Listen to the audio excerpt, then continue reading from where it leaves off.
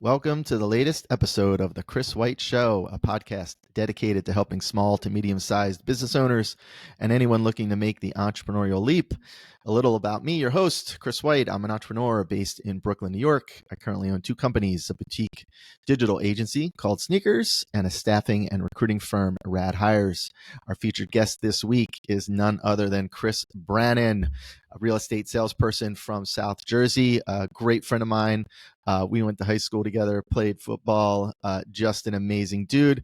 He heads up the Branin real estate team at Remax Affiliates. The Branin team is comprised of local realtors who are dedicated to serving their clients with the highest level of customer service and providing favorable end results. They specialize in residential, investment, and development real estate throughout central and southern Jersey, the Jersey Shore, and the greater Philadelphia area. Their home concierge service is an important cornerstone of their business, and this feature is offered to their clients to assist in preparing their home for sale with no upfront cost. You can find out more about Chris at braninrealtor@gmail.com or braninteam.com. What's going on, Chris? Great to have you on the show, brother. Hey, thanks for having me, Chris. Always, Yeah. good to hear your voice. Loving the show so far. Thanks, man. Thanks. I appreciate it.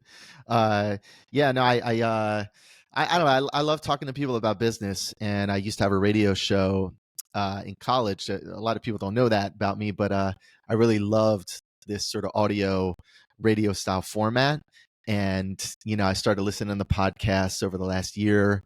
I was like, I want a podcast. Why not? And I know a lot of business owners, and I felt like, I don't know, I just felt like there was something I could contribute to the business community, and or anybody who, wants to start a business. So I was really excited to have you on the show. I see you're crushing it with real estate down in South Jersey, even in these crazy times for real estate. Still looks like you're crushing it. So you're doing something right, brother. But I wanted to jump in. I like to segment my show and start off by asking everybody on the show, what's your favorite success quote? Why is it your favorite?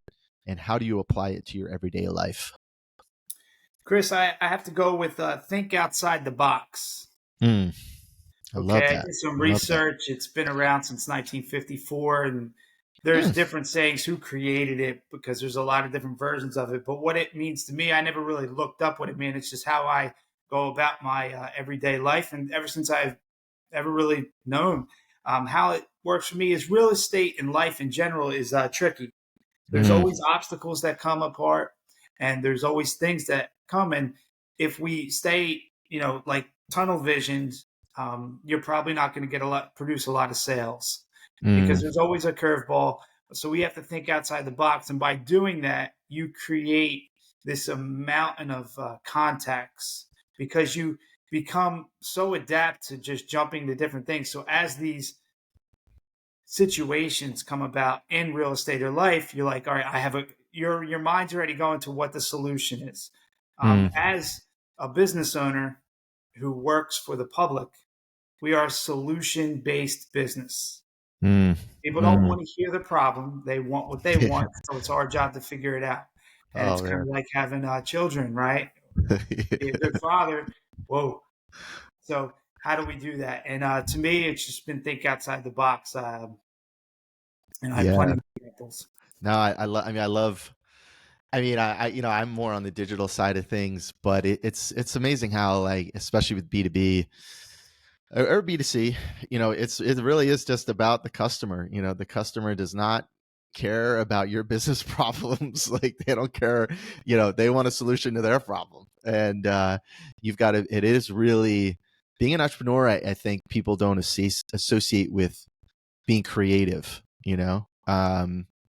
But that's really what I've learned. Like, you've really got to think quick on your feet. You've got to be creative to come up with new business strategies or deal with tricky business problems. Every day you're tested on, how can you be creative? And I think people look at selling real estate as like, oh, that must be pretty easy. Just kind of show people houses. But I think there's so much that can go into a real estate transaction that you've got to be immensely creative, and especially if you get into real estate, investing as well. Like, what's your biggest failure, you've had personally in your career, could be related to anything or, related to selling real estate.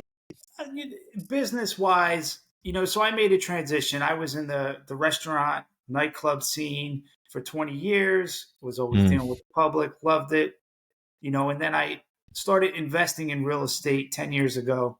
And I knew I had a passion for it. And when I made the decide for the first leap, I was like, oh, I'm going to jump in and this is just going to come natural and easy. mm. And I couldn't be hardest from the truth. You jump in and you're like, okay, what do I do now? And they teach you certain things in real estate school, but that's great. You have to know the laws. You have to read, know your contracts. But then you start dealing with the public, and where do you get leads from? Mm, Where do how do you generate coming from, like, when you're in an industry where you have a schedule set, you go meet it, you're doing vendors and different things. Now all of a sudden you're left to your own devices. Well, how do I yeah. create a business? Yeah. And if it was easy, if the phone was ringing all the time and you were just able to show houses and sell them, that's wonderful. But really, you have to create a business. And in the beginning, that was the struggle. Mm, I have a really interesting one. My first client I ever had that was referred to me, we got him under contract, was super excited. mm. 90 days in the contract, mortgage made a had a fault, and we ended up not closing. Oh, And wow. but I spent, I learned communication with the client, always updating him daily, talking to him, trying to do anything we could, etc. Make a long story short, I thought at the end of that, man, I lost this client. Well, Mm, here our connection stayed strong. He reached out to me a year later. He wants to be an investor. I start showing him around and teaching him about what I know.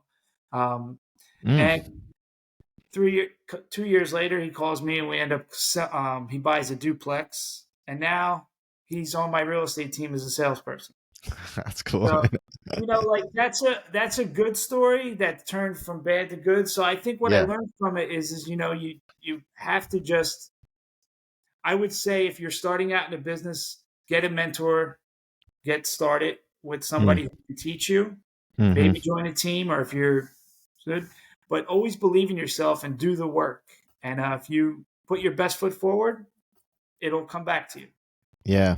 That's amazing. How long, like how long was it from like till when you like got your license to when you got that referral and then, you know, 3 months into the, after the contract, like how much time passed So like I, so I before had you? my I got my license in March of 2018, Mm, and I was given that referral in April.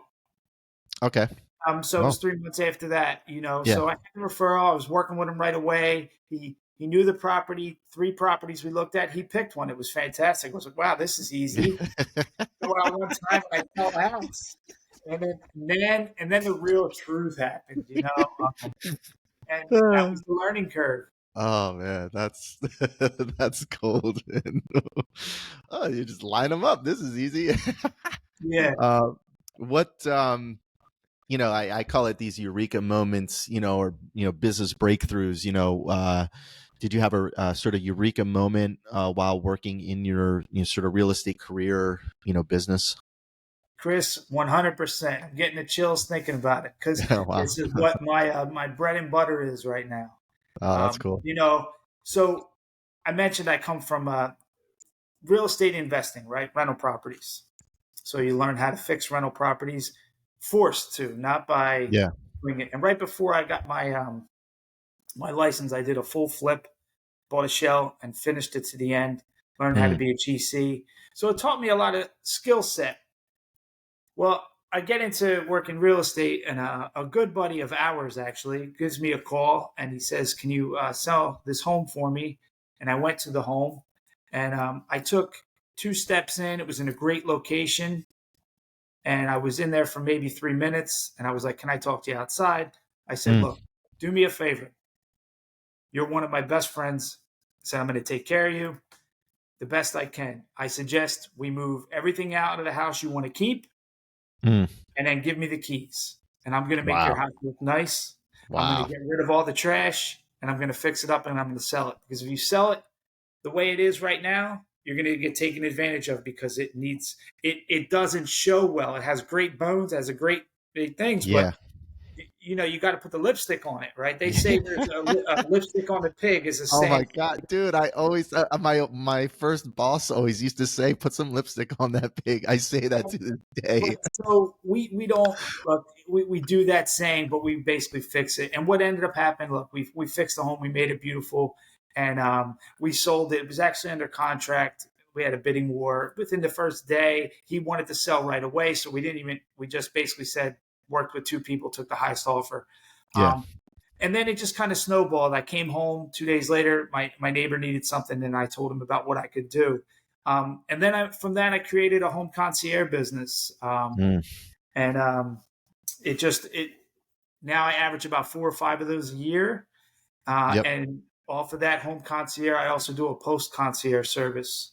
Oh. Um, so a lot of buyers, like, you know, it's kind of like a TV show, right? They show the house that they want to buy, but they can't afford or they can't find. So Mm. we go out and look, and we find the location in the area of the home, and Wow. we can say, hey, we can make it look like that afterwards for you and help you facilitate. Oh wow, Um, that's I, cool. I So you're doing it on both ends, man, for sellers and buyers. That's cool. Yeah, it's more That's for a cool. seller-based Sure. business, Sure. because that's where it's really driven. But Hmm. what I've noticed lately, you know, with my past two clients, is we weren't redoing everything. It was more like, okay, I need a contractor who can maybe put in 2 weeks of work to fix some things, and then Right. put fresh paint job on it, change Right. hot water heater. But the normal, everyday person doesn't have those contacts, especially if they're buying in a new area, where Yep. I do. True. True. That's wow. That's a great point. Incredible. That's cool, man. Like, what do what do you do, consistently daily that sets you apart? That makes you successful as a dad. As a real estate agent. What do you feel sets you apart? Well, I'm still every day with that dad thing, you know, with these youngsters, right? And I'm sure you can relate. You know, and it's always, but they make it fun. You know, I'll go back to my first saying of think outside the box. I start daily with that because I, but with that, I need to have a schedule. I think it's Mm, very important to have a schedule. I'm a big believer that I have an ongoing list of always ongoing items in my phone, mhm, and then every night before I go to bed, I categorize them. What is the first contacts I got to make, one through whatever, mm. and I make sure to check, because the more things I can get off that list, the better. I Okay. prioritize what's important. But in this business, it doesn't matter how many tasks you have. If your tasks grow, maybe you need help. Yeah. But we have to make contact. We have to lead generate. We have to make time to put ourselves out there, make phone calls. Mm, Because we want to be successful, we have to have a business model. And for me, it's having a schedule, being consistent to myself, which makes me consistent to my clients and to my mm, family. mhm. Um, so make Yeah. lead generation, and then last but not least, you learn from your daily mistakes. You know, as Mm, something comes up, okay, maybe we could have done that a different way. And by yeah. generating that daily mindset, it brings us into the next day. And it's just Mhm. always forever moving. Yeah, man. You're bringing up just so much, so many nuggets, man. I am fanatical about my calendar. Like I have it planned to the. I don't really do like 15-minute increments, but like half-hour increments. Of all right, I'm doing this, then I'm doing this, and it's like, oh, I got to set a time to like send invoices, like whatever it is. It's like in my calendar, and I tell people about that all the time. I'm trying to get better at delegating out some stuff. You ever hear like the Eisenhower matrix? No, please share. Yeah, it's like it's a concept of like there's really like four categories of things that you have to do. Things that are important and urgent, So for you, if you have a closing today, that's like important and urgent stuff. Important but not urgent. Those are things where like, okay, I got to follow up with this person and or I got to do my daily calls for lead gen, right? Then there's not urgent but important, so those might be things that like you could start to delegate.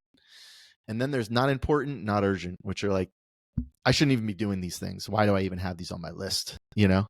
Um, and that's like a framework to use to try and like help organize like your decision making and how you want to go about your week or your day, even your quarter.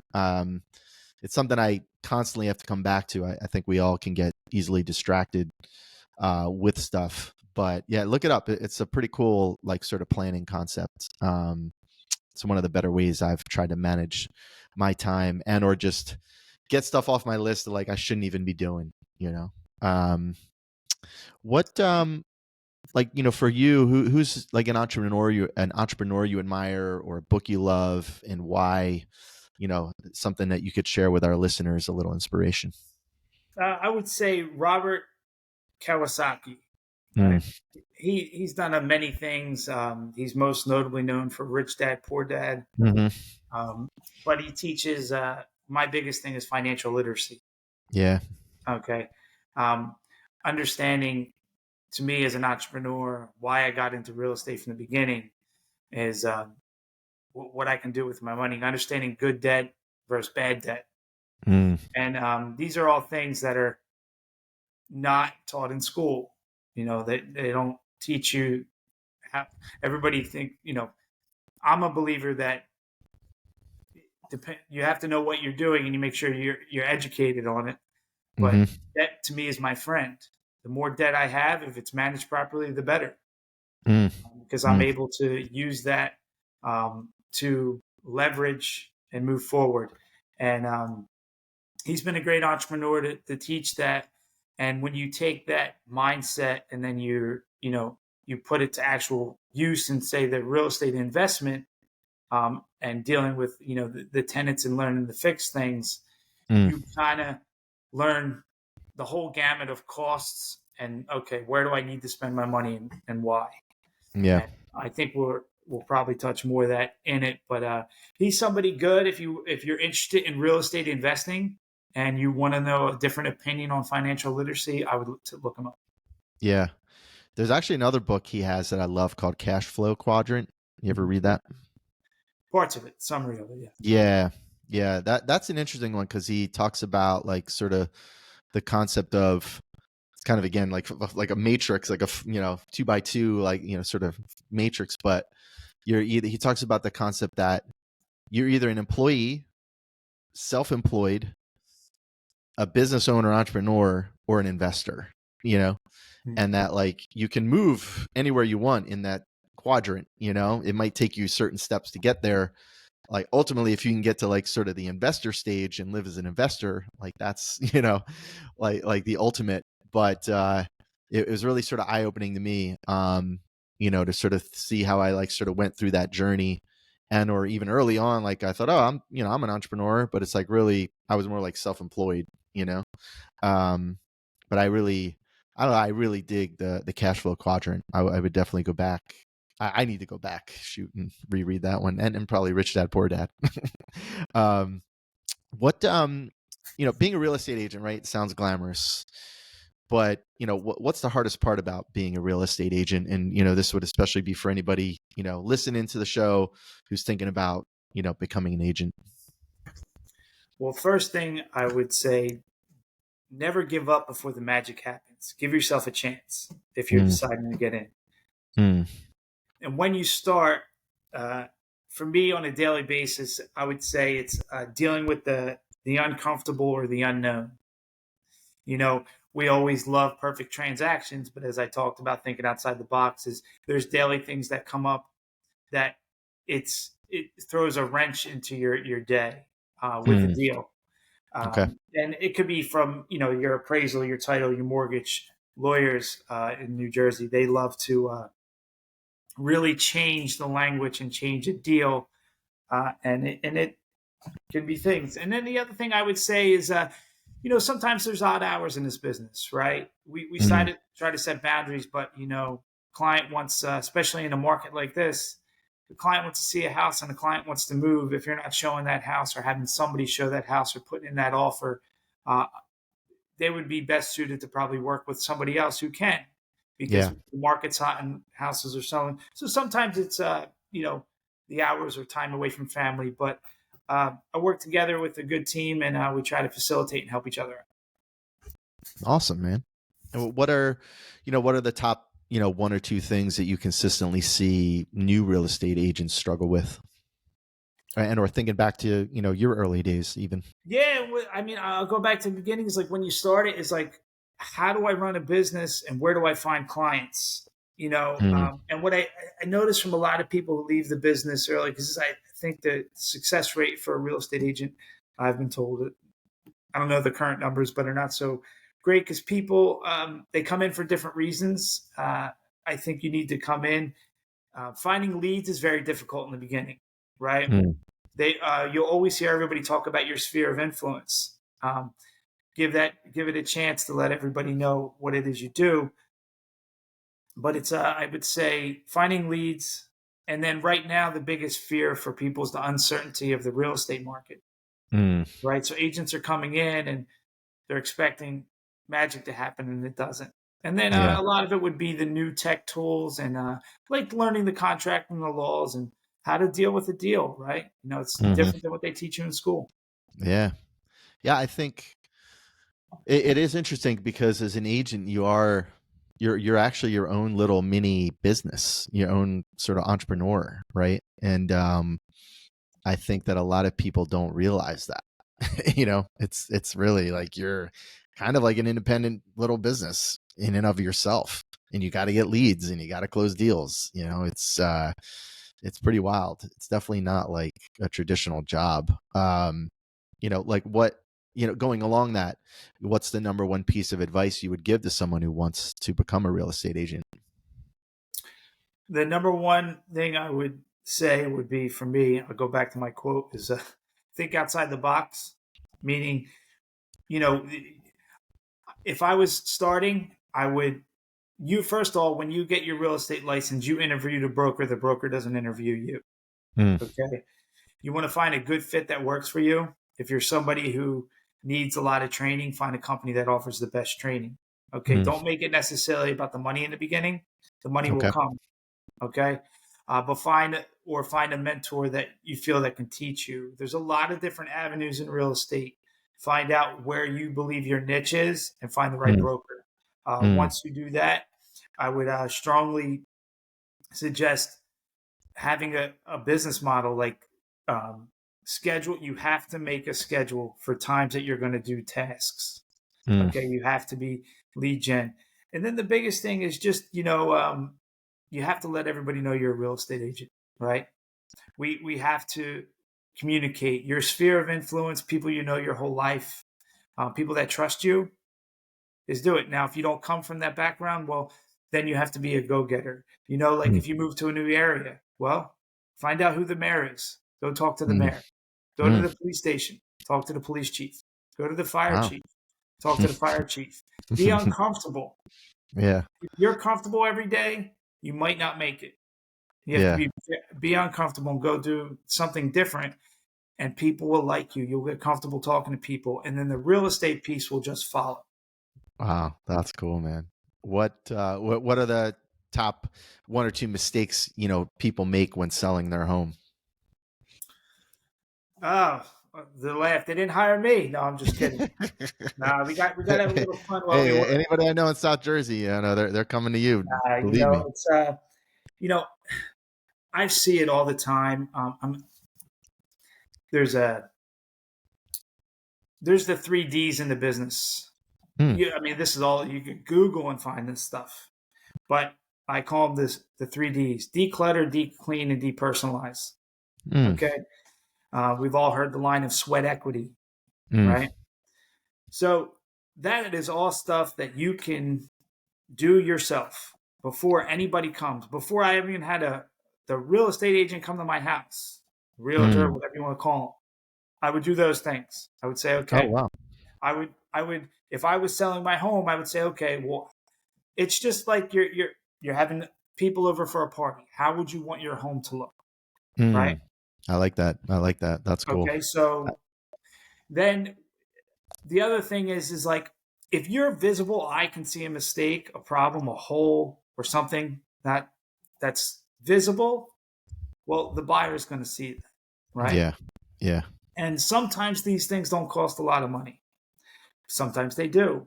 But that's where you can get a professional opinion. And that's hence why our home concierge service has taken off, because we can do things as small as, we've done ones of $3,000, $5,000. And I just did one where it was $160,000 of work done. And that was all discussed ahead of time. But the point is have your home declutter, deep clean, depersonalize, and fix visual repairs and anything you think that might come up in a home inspection. Yeah. Yeah. Yeah, I love that party concept. Like my wife's like, we're always before somebody comes over, it's like, oh, throw this in the closet. Like, but I want to dig a little deeper into that concierge service. I love this. How does that work? And again, for a home seller and sounds like you're maybe even doing stuff like post purchase for buyers, but how's it a benefit to a home seller? Like, what does it really get them? The home seller is the key, right? So I'll show up to your house, right? Any listing agent should do this. They should come through your home and they should look at your home. You're there to give an evaluation of the home. Okay, I never give an evaluation on the spot. I look at it. I go home. I do my homework. Okay, I then present them with what I feel their home is worth. But also while I'm there, I'm looking at X, Y, Z and saying, how can I invest the right money to make the most net for the seller? Okay, it is all about the seller. So our concierge service is very simple. We show up. I come through your door. I'm a realtor here to sell your home. Okay. Some people just need the guidance, right? I had this great client, right? He is a hands-on person who loves to do everything. He just said, Chris, show me what you want. Show me what to do that's going to help me make the most money. I'll do everything and come see me in a couple months when we're ready to sell. Perfect. Love it. We went through in detail, took pictures, sent him everything, made a list, made a sheet for him, advised him what to do. I came back. The house looked better than we even talked about, right? Because he really got into it. And guess what? They sold their home for a very, very nice product. That one doesn't happen too often, right? Usually it's I show up and I come in and everybody's life's busy. Yeah. Right? So what we do is we come in, we say, your house is worth X. Right. As is. You mean like X as is in current state. Even if you declutter, deep clean, depersonalize, yeah. Right, that's not putting paint on the walls. That's just you doing, what minimum. you should be doing. Yeah. Right. Yeah. We say this is what your value's worth. Then I come through and I say, okay, if we fix these couple holes in the wall, we put some light fixtures that are more modern. Maybe we put some new flooring in, throw fresh paint on it. Maybe we paint the kitchen cabinets. Different things that we can do to make your home more move-in ready. We live in a day and age where people want move-in ready homes. Amen. They want to drop their bags and go. Amen. So where that works for the seller is we can do anything, right? A lot of people, you show up, they say, well, I have a contractor we like. Fantastic. I set up a time. I interview the contractor with them. We make a plan together. I tell them I feel what my opinion is on the contractor. And we work together as a team to facilitate the deal.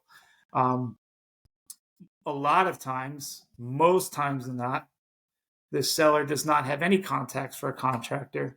And I have every trade you can imagine in my Rolodex that I can call. And I generally facilitate one main guy who works with me daily. And then we break off into subcontractors that we need, depending on the size of the job.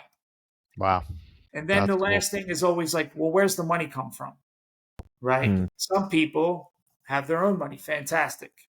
And for those who don't have their own money, we started a side business. Okay. My wife is the owner of the company called Finish Line Concierge, and they are strictly there to fund the project. And we can fund up to $250,000 for a renovation project. Wow. That's cool. So Man, that's awesome. If you call me and the numbers are there, they do it. Now, how does the seller make, right? You heard all the this, that, and the other thing. Give me the goods, Chris. Give me the goods. Yeah. Well, right. A lot of great examples, but for instance, this huge one, I'll give you two small, a big and a small. We just finished the largest renovation we've ever done for somebody. When I went there, we agreed on the price, sell it as is 400,000. Mm. We went in, the cost that he was responsible for, including everything from the concierge portion, is coming out to 152. And we're under contract and we close, God willing, in 10 days for 595. So Nice. after all the proceeds and everything, he's going to walk with an extra 42 grand. Nice. And you know it, and how much work he put in? Zero. Just, Zero, because he yeah. just turned it over. And Yeah. we stayed in touch as much as the client wants. Some people want daily updates. Some people are Mm. just like, call me when it's time. Yeah. And that Yeah. one, we predicted, we told him 10 to 12 weeks. It took us 13. But we were Mm. pretty happy with that. Yeah, man. That's And then cool. but that's a huge one, right? That's not the norm.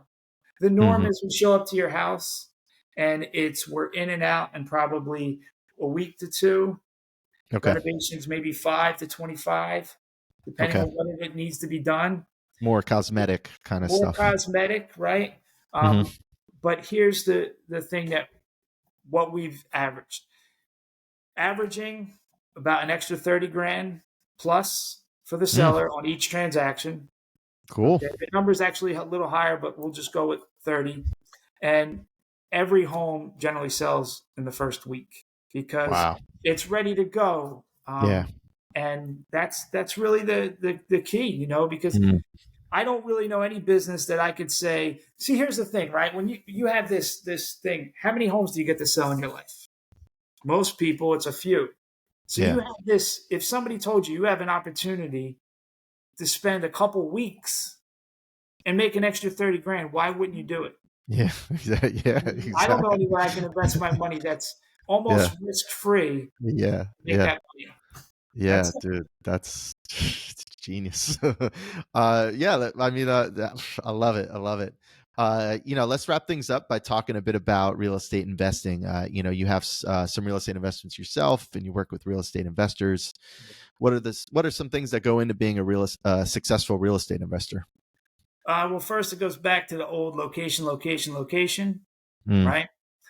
Location, you have to understand what it is that you're buying in the area, right? Once you do that, then you got to evaluate the way your numbers work. So what I've learned over time is this, and what I advise all my clients is first off, have everything in order that you want to do. If you're going to buy it as under your own name or an LLC, that's probably a full discussion in itself.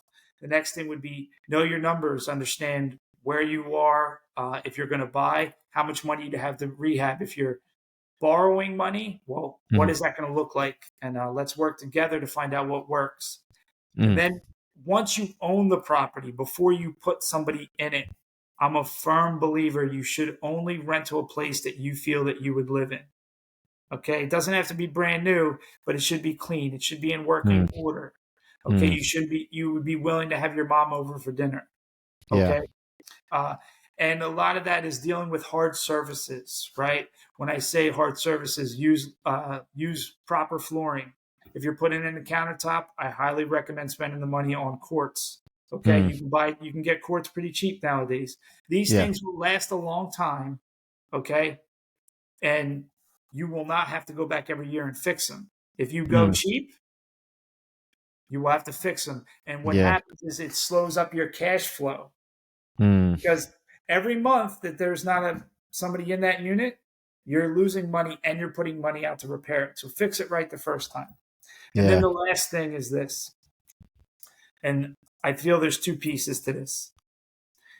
When you're renting your property out, your tenant is going to make or break your livelihood.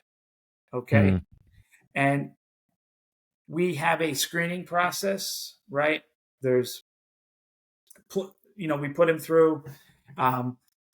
Great, you should meet that. But then it also, what does your gut tell you about this person? And feel Mm. them out. We're not, I'm a very fair person. But my relationship with my tenants by being what I feel is a great landlord are positive. You could interview any single one of them and they would probably tell you I'm a good guy and I stand by my word. I'm very Mm-hmm. fair. Mm-hmm.